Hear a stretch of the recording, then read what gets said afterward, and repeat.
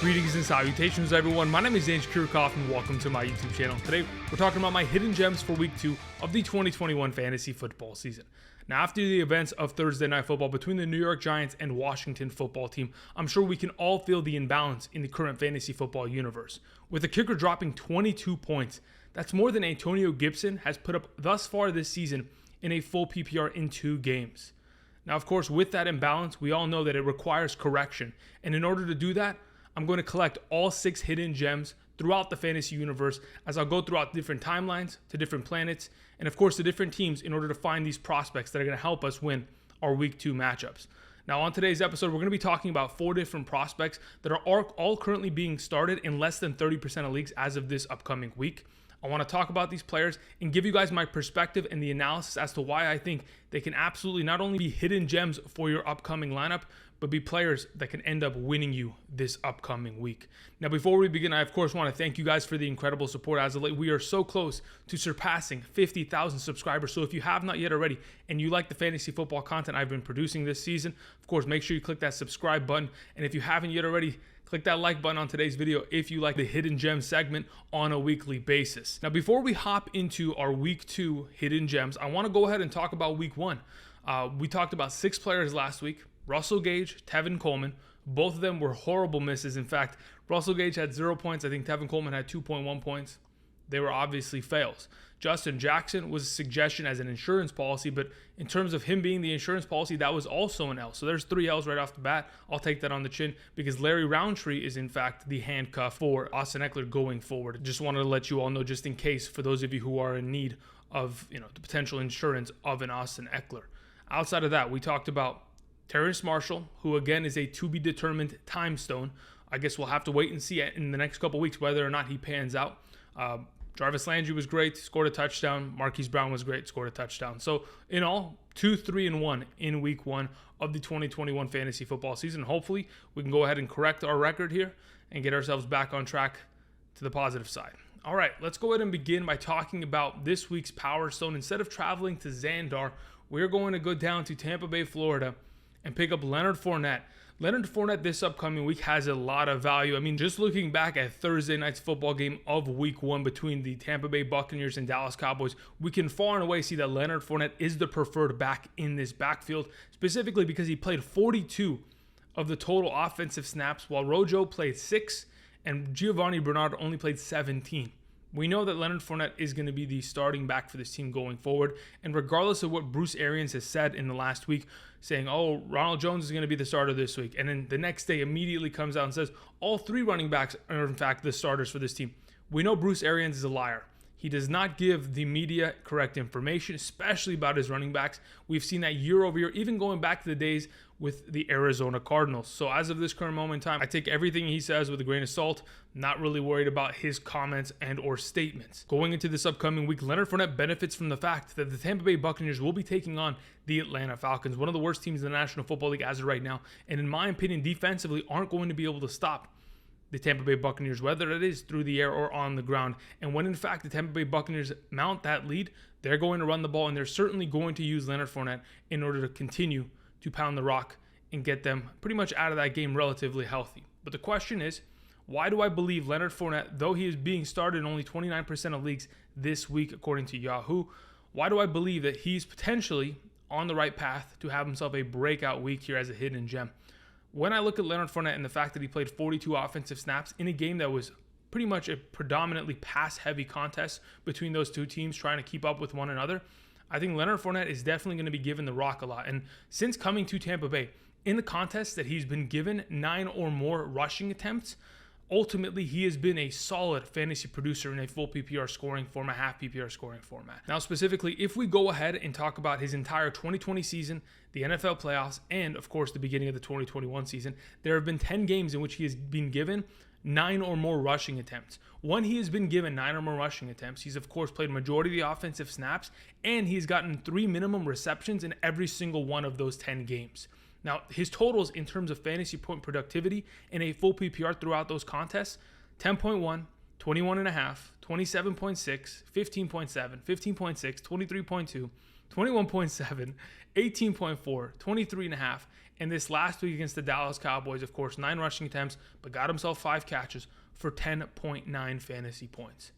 He is an incredible fantasy prospect, in my opinion, this upcoming week. I mean, the last time we saw Leonard Fournette play against the Atlanta Falcons in a contest that actually mattered, which I think was week 15 of the 2020 season, the guy had himself 14 carries for 49 yards, 2 rushing touchdowns, 3 receptions for 16 yards, 21.5 fantasy points. And though a lot of his receptions don't lead to a high yardage count, ultimately, all we want is the receptions in a full PPR, half PPR scoring format. That's all we want. We want the value that is going to be garnered from that. And considering he is a potential 3-down back, I think there's going to be a lot less usages of a Giovanni Bernard unless they're in a 2-minute scenario, or Ronald Jones, because again, he fumbled last week and he isn't really being played that much in this offense after Leonard Fournette pretty much took over late last season and into the playoffs. Of course, playoff Lenny absolutely dominated. I understand that there may be other flex options this upcoming week for your roster, whether that is another running back and or a wide receiver, but we all know that the hardest choices require the strongest of wills.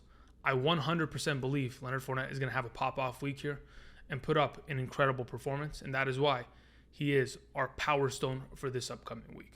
We'll move on to the next stone. Like I mentioned, we're going to be talking about 4 players, but I wanted to go ahead and encompass Javonte Williams in both the space and time stone. Now, like we know, when we talked about Terrace Marshall last week, dread it, run from it, destiny arrives all the same. We know that Melvin Gordon's time with the Denver Broncos is running out. His contract pretty much ends at the end of this season, and if and when that does, Javonte Williams will be the full-time back for this team in 2022 going forward. But I honestly do believe, based on what we saw in week 1, that time may be coming a lot sooner than a lot of other people think, based on the fact that Javonte Williams played 50% of the snap count along with Melvin Gordon. Gives me confidence that, yeah, Melvin Gordon isn't the full-time starter. And outside of that huge run that Melvin Gordon had in the fourth quarter, they had pretty much been even in terms of their total yardage gained. On top of that, Javonte Williams touched the ball more than Melvin Gordon. In fact, out-touched him 15-14 in week 1. Now, of course, Javonte Williams, total 15 touches, only led to 4.1 fantasy points. But I truly do believe that going into this upcoming week's matchup against the Jacksonville Jaguars, it is by far one of the most advantageous positions you can be in when we're talking about the running back position. Specifically, let's talk about what the Jacksonville Jaguars gave up at the back end of the 2020 season, going into 2021, of course. Now, they played against the Browns. They gave up 326 rushing yards and a touchdown. The Titans, 215 rushing yards and 2 touchdowns. The Ravens, 106 rushing yards and a touchdown. The Bears, 121 and 2 touchdowns. And the Colts, 270 rushing yards and 2 touchdowns. Now, of course, in week 1 of the 2021 fantasy football season, 3 running backs scored against them. Of course, we saw Mark Ingram on the ground, 26 rushing attempts for 85 yards and a rushing touchdown. We saw Phillip Lindsay with a handful of rushing attempts get himself a rushing touchdown, and even David Johnson a receiving touchdown. The running back position always succeeds against the Jacksonville Jaguars defense, as they haven't been able to address the positions of need year over year, and I think this is a matchup we have to exploit. Going into this upcoming week, Javonte Williams is only being started in 21% of leagues at this current moment in time, and the reason why I believe he is the space stone is because he is going to have an out-of-this-world potential performance here in week 2. Now, if and when the Denver Broncos do mount a lead on this Jacksonville Jaguars team, I do believe they're going to be running the ball consistently in the second half. And what better way to do that with a rookie running back that needs the reps, that needs the experience, and is going to have himself a pop-off game. I mean, if we go back to last year, there was a singular game for DeAndre Swift that pretty much excelled him to being the starter. It was against the Jacksonville Jaguars. It was a 100-yard performance. Rookies against this defense always thrive, and I think this is the time that we're going to see Javonte Williams take that next step. For those of you who are considering potentially starting him, I think is a fantastic option this week in an incredible matchup. We move on to our next hidden gem. Of course, another player that is going to count for 2 stones, because I thought to myself, if there isn't players that I'm 100% confident in calling hidden gems, why sabotage your potential this upcoming week? Let's just talk about players that I'm 100% confident in going into this upcoming week's contest. Now, of course, DeVante Parker plays for the Miami Dolphins, and the question this upcoming week is, why is he both the soul and reality stone? Because as of this current moment in time, the soul stone typically represents a player missing a week and giving a respective other player more opportunity. And that's going to be the case with Will Fuller missing his 2nd consecutive week. Week 1 was suspended. Week 2, dealing with personal issues, isn't going to be playing against the Buffalo Bills. Now, of course, the sacrifice of Will Fuller will potentially increase the overall value of DeVante Parker. But then the question is, what is the reality of the situation? Why is the ether being involved with DeVante Parker?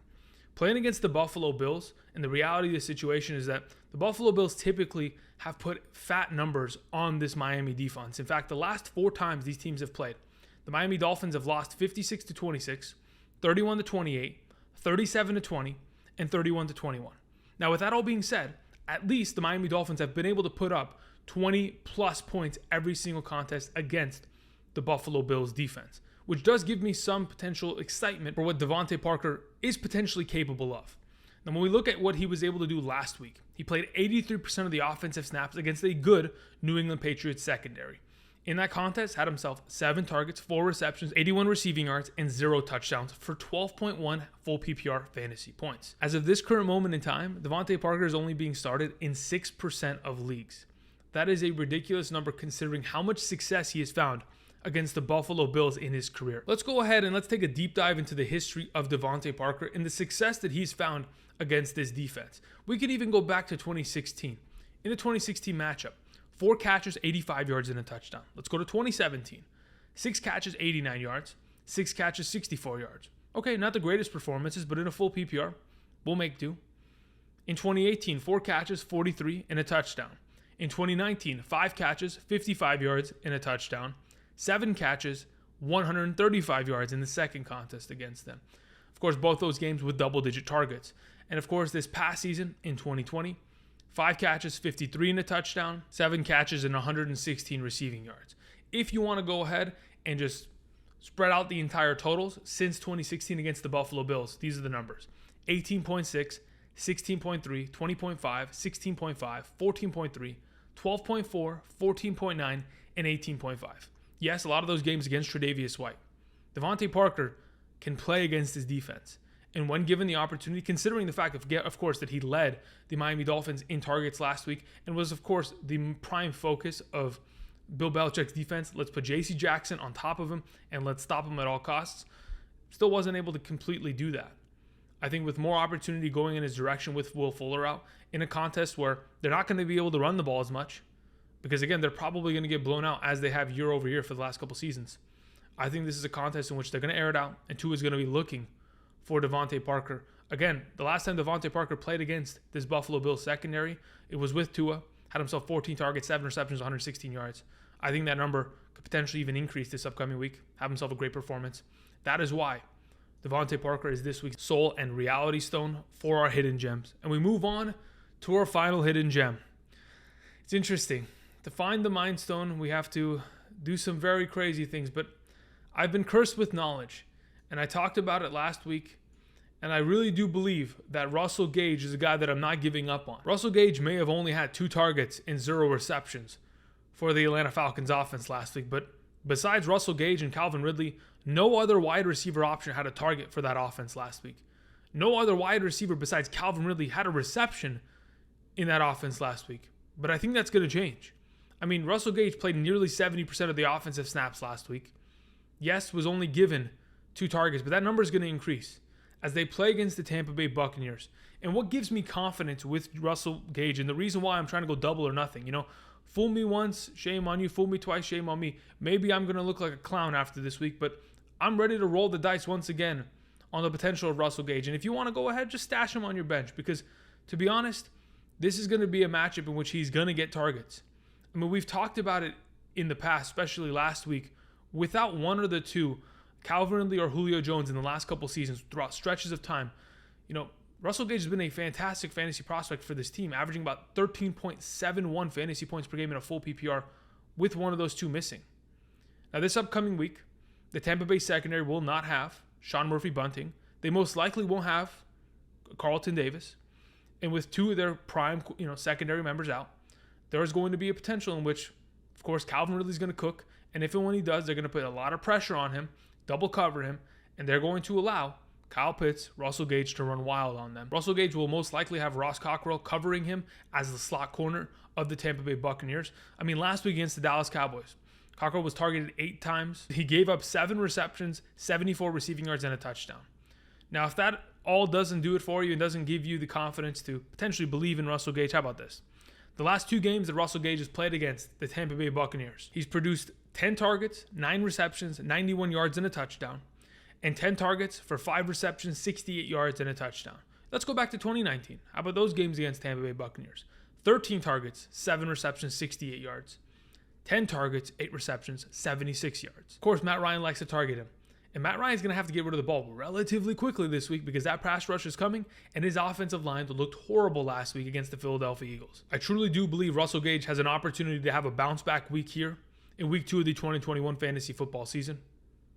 They called me a madman, and what I predicted sometimes came to pass, especially last week. But of course, going into this upcoming week, I find a lot of confidence with these 4 fantasy prospects. And we'll go ahead and once again remind you guys, we'll have, of course, Russell Gage, like I just mentioned, as our Mind Stone. The Space Stone and Time Stone to Javonte Williams, the rookie running back for the Denver Broncos. DeVante Parker, with, of course, Will Fuller being out, being the Soul Stone. And the reality of the situation of that team most likely having to pass the entire day, giving him more value with the ether. And Leonard Fournette, of course, being the lead back of this Tampa Bay Buccaneers offense, running the ball and finding himself potentially in the end zone. But, of course, with more than just a handful of receptions this upcoming week. These are our hidden gems for week 2 of the 2021 fantasy football season.